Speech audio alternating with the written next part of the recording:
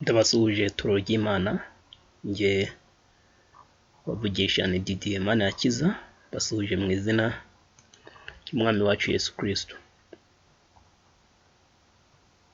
Komeze mugire amahoro ava ku Mana.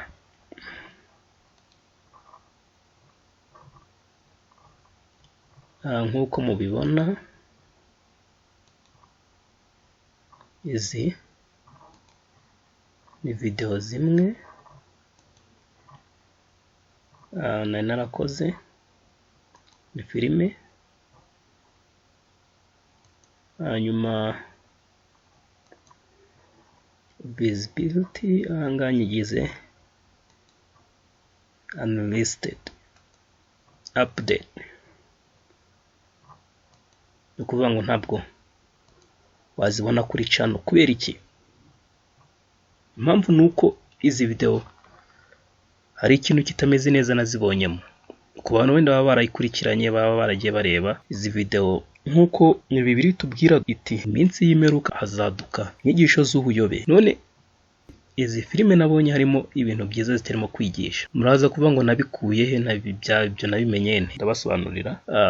Mu bimwe biranga inyigisho zubuyobe cyangwa se zimwe zizaduka mu bihe by'imperuka, icya mbere bazaba bavuga Yesu gake. Mu mwanya wo kuvuga Yesu bavuge Imana. Kubera iki bazatinya kuvuga Yesu?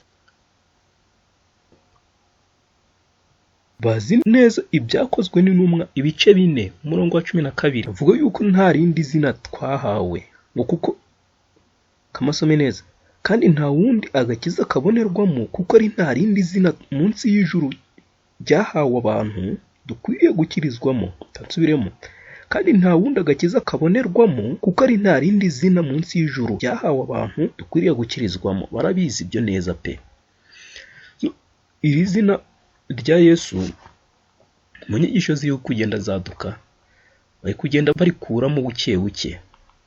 Bazi uburyo rikomeye, bazi icyo rikora igihe cyose rivuzwe izina rya Yesu Kiristo, bazi icyo rikora mu ruhande rw'umwuka, bazi icyo rikora.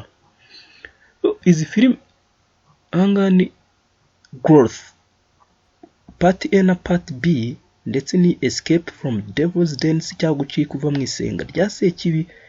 Ni filime bita Honesty is Priceless. Ni filime zo mu Bushinwa. Kuki zimeze gutya? Abamaze kuzireba ngire ngo mwamaze bavuga izina rya Yesu gakeya, naho barivuze barivuga nabi. Urugero, ndabaho urugero, katwifashishe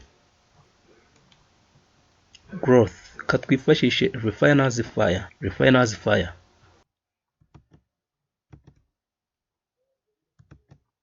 Iyo ntabwo nari nakayikora, nari hafi kuyikora, ariko nta icyo cyampishuriye inyigisho zabo ko zipfuye. Nacyo ndaza kukibabwira turakigeraho.